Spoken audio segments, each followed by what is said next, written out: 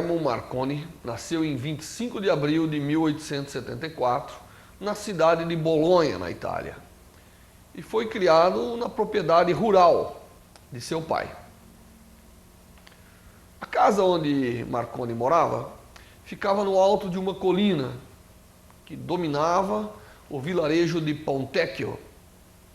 Foi lá que ele iniciou o que viria a ser o trabalho mais importante de sua carreira, mais importante de sua vida. Ele era um aluno difícil, não gostava de fazer as tarefas propostas pelos professores e acabava ficando sempre atrasado nos estudos. Enfim, ele vivia em dificuldades escolares, e dificuldades essas das mais variadas por causa de seu mau desempenho escolar. Foi em Florença que Marconi conheceu Luigi Solari, um aluno um pouco mais velho do que ele, que mais tarde se tornaria a sua amizade mais importante. Solari viria a ajudar Marconi durante as várias fases críticas de seu trabalho e esteve ao lado dele 50 anos depois, por ocasião da sua morte. Solari foi um grande amigo de Marconi, amigo de vida a Marconi. Apesar de estar sempre atrasado na escola, o jovem Marconi nunca faltou com interesse pelas coisas que julgava importante. Desde muito pequeno, gostava de se refugiar na biblioteca do pai, onde se deixava levar pelos livros, sempre fascinado pela história da Grécia Antiga e por seus mitos. Quando cresceu, as histórias e lições dos cientistas atraíam em especial toda a sua atenção.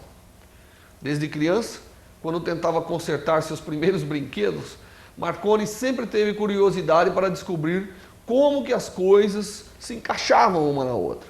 Certa vez, com a ajuda de um amigo, ele ergueu uma engenhoca de zinco em forma de lança no telhado de sua casa. E ligaram a ela uma campainha elétrica. A ideia desse experimento de Marconi era captar a eletricidade advinda de uma tempestade, que então deveria correr pelo fio ligado e soar uma campainha. Dias de desespero se passaram, com os dois meninos rezando e desejando por um dia de mau tempo onde a tempestade pudesse estar presente. E quando finalmente um raio cortou o céu e a campainha tocou, aquilo certamente foi um prazer muito grande para Marconi e seu colega. O experimento com a campainha criou um conflito entre Marconi e seu pai, que considerava essas brincadeiras mau uso ou mesmo perda de tempo. Decidiu assim destruir qualquer invenção que encontrasse. No entanto, Marconi tinha uma aliada poderosa, sua mãe. Foi ela quem manteve as experiências do filho longe do olhar desaprovador do marido. Então, o pai de Marconi era praticamente contra as suas iniciativas científicas, principalmente porque ele julgava que causavam um determinado perigo, né, a brincadeira com eletricidade, com essas coisas. Foi somente depois de alguns anos que Marconi ingressou no Instituto Técnico e entrou em contato com um mundo que acabaria estimulando a sua inteligência curiosa e acabaria funcionando como uma alavanca para impulsionar o seu grande talento inventivo. Ali no Instituto ele começou a estudar Física e Química e bastaram poucos dias para que ele estivesse totalmente mergulhado nesse assunto. Percebendo que as lições no Instituto não eram suficientes, a sua mãe, a mãe de Marconi, conseguiu que ele tivesse aulas particulares para complementar os seus estudos. Aos 16 anos, construiu uma máquina que gerava e transmitia impulsos elétricos. Importante lembrar que esta ciência era nova até então. Entretanto, apesar de toda essa capacidade inventiva, mais uma vez ele teria que enfrentar uma grande decepção. Chegada a época, não foi aprovado nos exames de admissão da Universidade de Bolonha. Por sorte, em influência de sua mãe, um dos professores da universidade permitiu que o garoto frequentasse seu próprio laboratório e a biblioteca da universidade. Esse professor era Augusto Ritchie, internacionalmente famoso pela qualidade de suas pesquisas e por suas brilhantes conferências sobre o tema da física. Marconi, por sua vez, não perdeu tempo e mergulhou nos estudos, passando a ler tudo o que pudesse encontrar sobre o uso da eletricidade. Um dos assuntos que despertava sua curiosidade era a luta dos cientistas para levar o telégrafo elétrico a todas as partes do mundo. Por volta de 1890, os fios do telégrafo, subterrâneo ou estendidos de postes em postes ou de pontes em pontes, já cruzavam a Europa e os Estados Unidos. Essas duas grandes redes estavam ligadas ao cabo que cruzava o Oceano Atlântico. A tarefa de transportar uma enorme quantidade de cabos necessária para estender uma linha por mais de 33 mil quilômetros no fundo do oceano coube a tripulação do navio Great Eastern. O objetivo foi alcançado somente em 1866. E, finalmente, a Europa e a América estavam conectados por um cabo que permitia as transmissões telegráficas. Todos esses fios e cabos precisavam ser conservados, conectados, reparados, e novos cabos eram necessários para ampliar as linhas. Essa era uma necessidade constante. E Marconi sonhava com a possibilidade de uma comunicação sem fio, onde a maioria dos problemas técnicos poderiam ser resolvidos. Os primeiros telégrafos usavam uma agulha magnética, que movida por uma corrente elétrica que apontava as letras do alfabeto num disco. Maior corrente, maior deflexão da agulha, uma letra diferente era indicada. E a pessoa ia compondo as palavras a partir das letras que a agulha indicava. Na década de 1890, já se dava uso ao código Morse, que era uma maneira mais rápida de fazer a transmissão. No verão de 1894, chegou às mãos de Marconi uma revista científica que falava sobre o trabalho de um cientista alemão chamado Heinrich Hertz. E Hertz havia morrido em janeiro daquele ano. De acordo com o artigo, Hertz tinha provado 7 anos antes que eram elétricas as ondas que irradiavam de um ponto a outro do espaço. Ou seja, Hertz estava demonstrando que a radiação, a luz, era de constituição elétrica e magnética. Essa teoria provada por Hertz não era nova. Na verdade, a ideia que ele testou já havia sido prevista pelo famoso cientista James Clerk Maxwell. Usando a matemática, Maxwell havia provado que a luz, por exemplo, era uma forma diferente da combinação de duas forças, a eletricidade e o magnetismo. Segundo ele, essa mesma combinação de força existia sobre uma forma diferente, uma vibração invisível que se movia através de ondas. E a essa nova forma de vibração deu-se o nome de ondas eletromagnéticas. Desde o momento em que Marconi leu sobre o trabalho de Hertz, uma única pergunta tomou conta na sua mente. Poderiam essas ondas eletromagnéticas, essas oscilações de natureza elétrica e magnética, serem usadas para transmitir informação, para telegrafar informação sem fio? Ou seja, podiam as ondas transmitir informação? Se as propriedades dessas ondas fossem verdadeiras, a experiência de Hertz poderia ser desenvolvida de modo a fazer com que essas ondas de fato pudessem atravessar não apenas uma sala ou uma cidade, mas continentes, cruzar oceanos. Essa era a ideia principal de Marconi. Marconi logo percebeu que a teoria de Hertz era o auge das descobertas vitais nos últimos 70 anos. Então, para Marconi, a constituição, a natureza da radiação eletromagnética era fundamental para ele, e ele achava que seria, de fato, o grande impulsionador da revolução tecnológica. Primeiro, comprovou-se o que há muito tempo se suspeitava, a existência de uma explícita ligação entre eletricidade e magnetismo.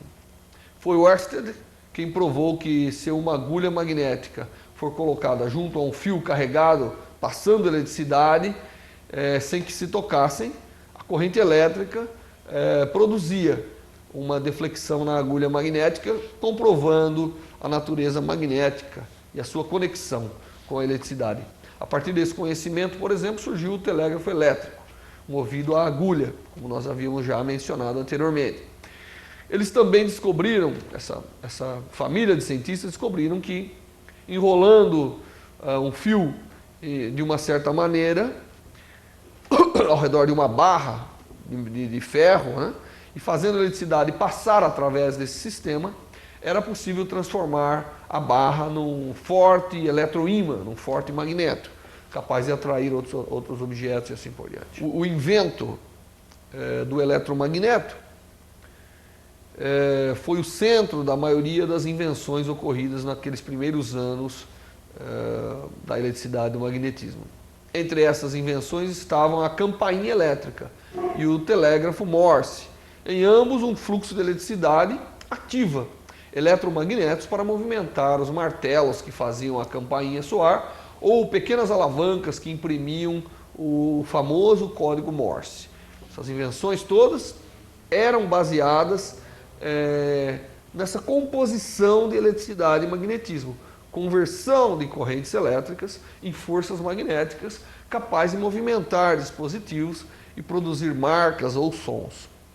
Em seguida, a essa linha de invenção, Faraday descobriu que o contrário, né, também era verdade. O magnetismo também era capaz de produzir eletricidade, e isso através da sua famosa ideia da indução eletromagnética. As ideias de Faraday levaram à conclusão de que a eletricidade e o magnetismo não estavam apenas ligados, mas eram diferentes aspectos de um mesmo fenômeno. Foram essas ideias que Maxwell, na verdade, investigou matematicamente em 1873, o que o levou a afirmar a existência das ondas eletromagnéticas invisíveis, que, na verdade, culminavam com o fato de que, finalmente, a luz passava a ser entendida como um fenômeno dentro do campo da eletricidade e magnetismo. E isso tudo, nesse contexto, motivava a ciência da época, e foi com essa motivação que Hertz entrou em ação para provar que essas ondas existiam e detectou as ondas eletromagnéticas da luz.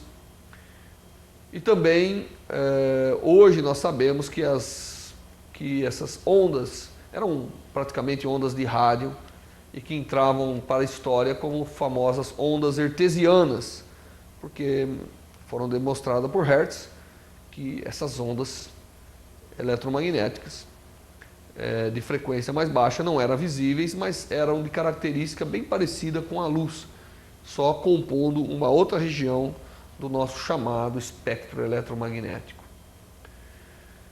Bom, hoje todas essas coisas nos parecem bastante simples, mas no tempo de Marconi ninguém sabia como superar certas dificuldades e utilizar essas ondas de forma prática.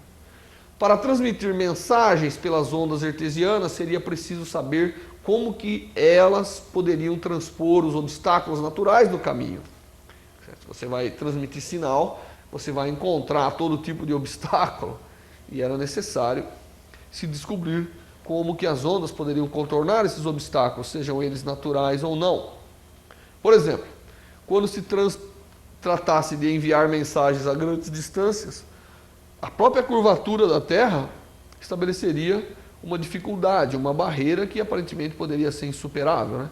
Se as ondas hertzianas, que nada mais são do que ondas eletromagnéticas, parecidas com a luz e tudo isso, como dissemos, se elas se propagam em linha reta, como é o caso da luz, como que elas poderiam contornar a superfície do planeta para atingir determinadas partes opostas, por exemplo, se fosse uma transmissão entre a Europa e a América.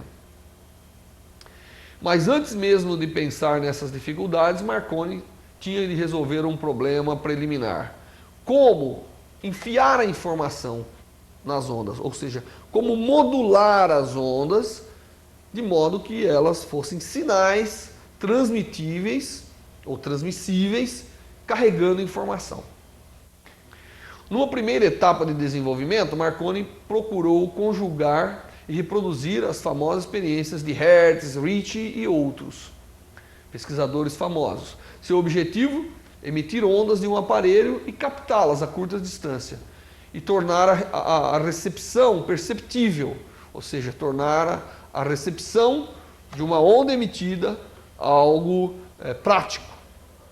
Para a transmissão, Marconi construiu osciladores elétricos excitados por uma bobina de Rumford, também conhecida por bobina de indução. É um desses aparelhos destinado a produzir baixa intensidade de corrente sob elevada tensão, elevada voltagem, não é? E toda vez que ondas eletromagnéticas passam por esse sistema, você induz sinais elétricos capazes de serem detectados. Para a recepção do sinal, Marconi utilizou tubos de vidro cheios de filamentos de metal, que eram capazes de captar essas ondas e produzir as correntes elétricas. Esse instrumento ficou conhecido como coesor. Quando a eletricidade passava pelo transmissor, as ondas eletromagnéticas se irradiavam no espaço e atingiam o famoso coesor, que era um tubo com filamentos metálicos, tudo isso. E esses filamentos de metal que existiam dentro do tubo produziam os sinais para serem detectados. Então, como a eletricidade passava facilmente por ele, o coesor constituía-se no elo final necessário para a formação de um circuito. Ou seja, a onda emitida, passando por esse sistema, poderia ser convertida novamente em sinal elétrico e detectada. Na primavera de 1895, Marconi colhia o primeiro êxito. Conseguiu enviar um sinal de uma extremidade a outra extremidade de um sótão onde trabalhava. Então resolveu tentar ir mais longe. Levou o receptor para fora do sobrado e em seguida pressionou a chave Morse. Seu assistente, colocado a uma centena de metros, acenou com um lenço branco, dizendo que havia detectado os sinais enviados por Marconi.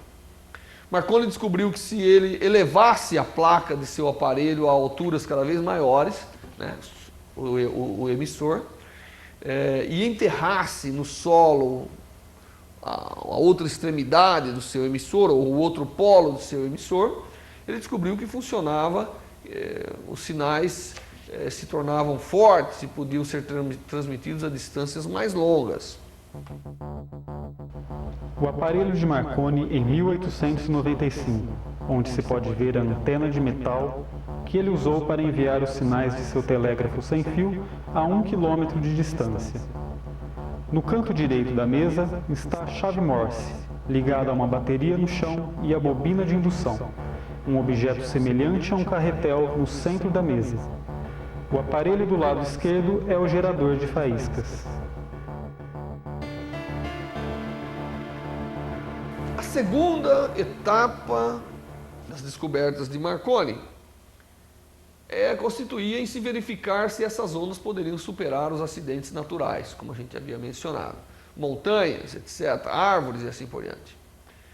Nos Apeninos, a região próxima de Bolonha, o transmissor e o receptor foram dispostos de modo a que entre eles houvesse uma grande colina.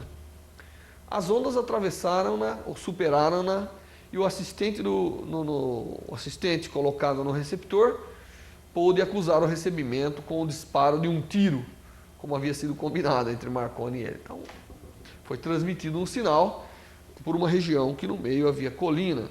Isso mostrava que, de fato, as ondas eletromagnéticas que Marconi produzia tinham essa capacidade de poder superar, de uma forma até com bastante sucesso, os obstáculos naturais que existiam no caminho de sua propagação.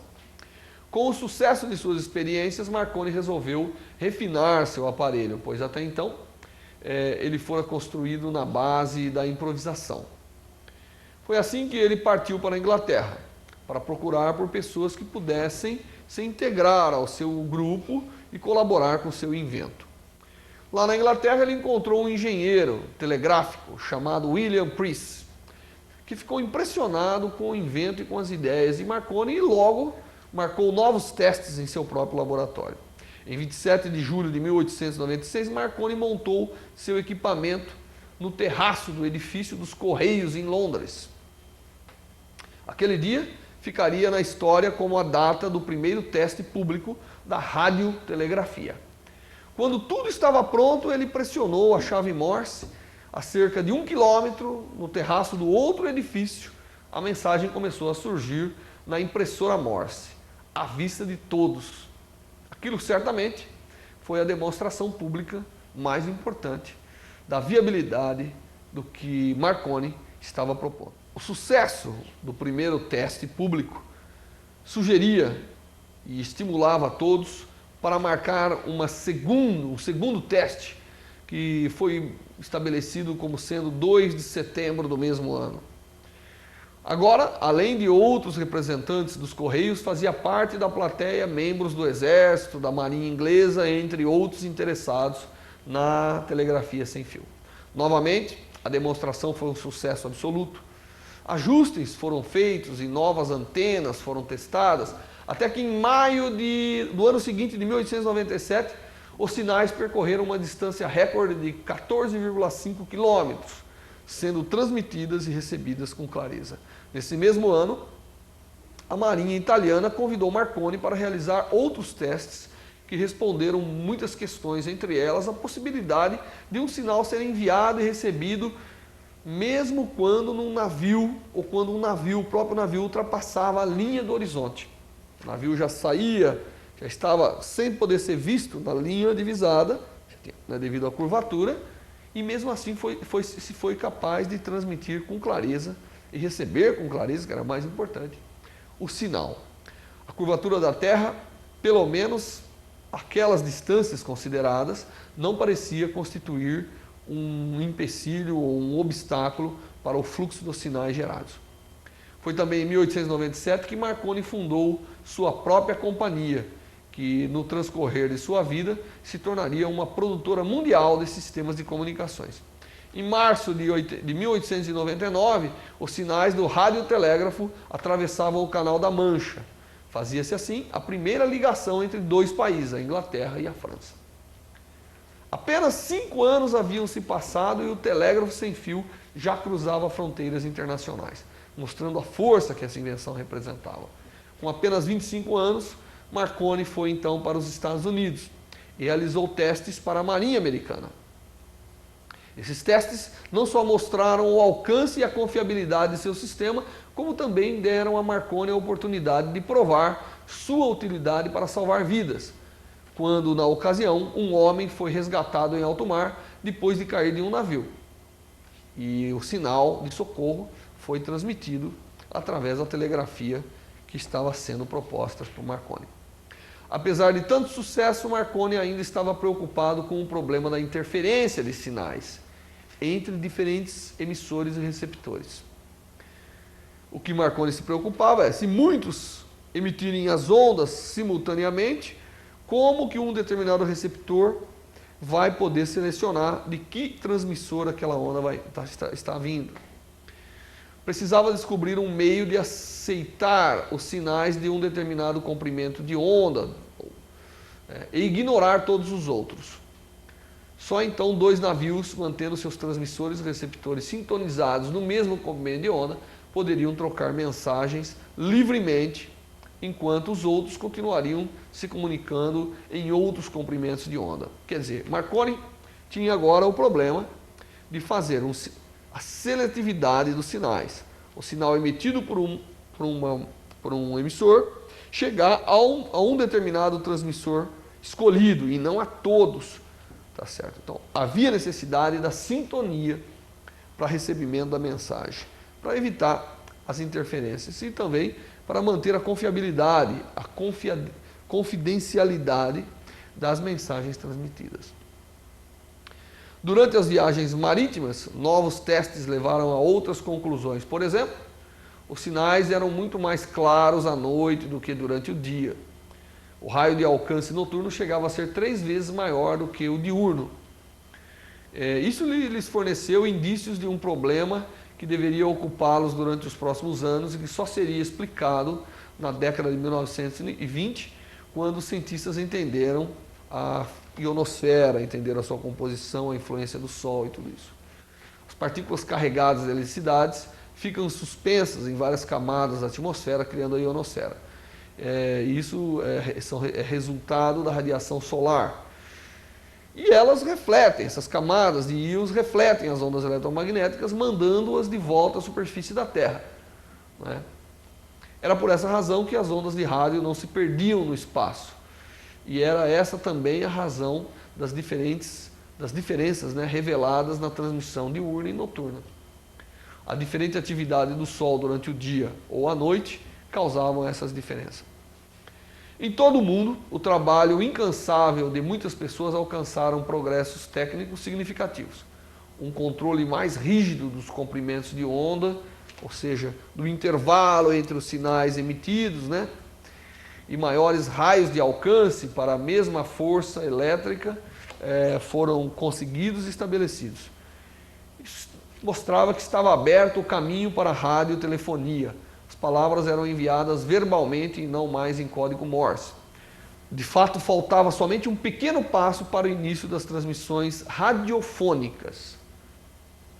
Nas décadas seguintes, a invenção de um novo tipo de detetor, a válvula termiônica, provocaria uma explosão de novas conquistas tecnológicas.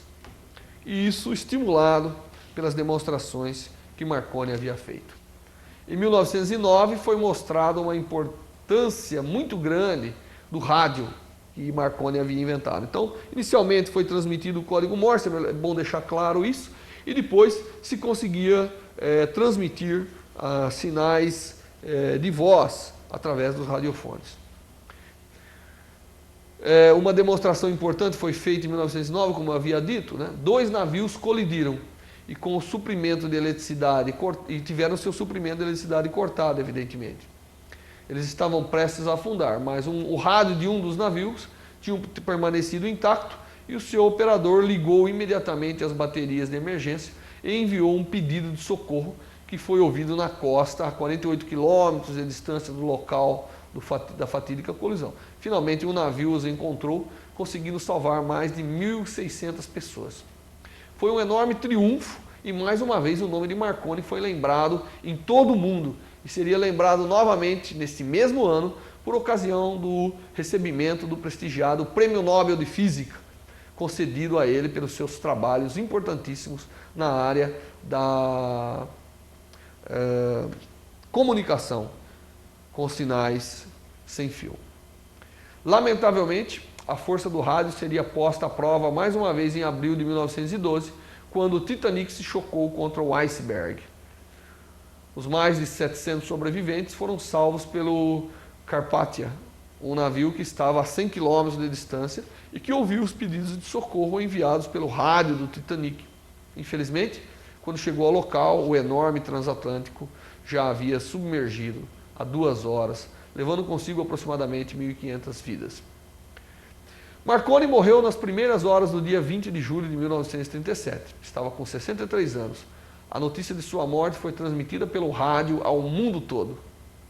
Em toda parte, as estações saíram do ar, lembrando, naqueles 2 minutos de silêncio, como era o mundo antes da descoberta do rádio, que abriu nova era para as telecomunicações.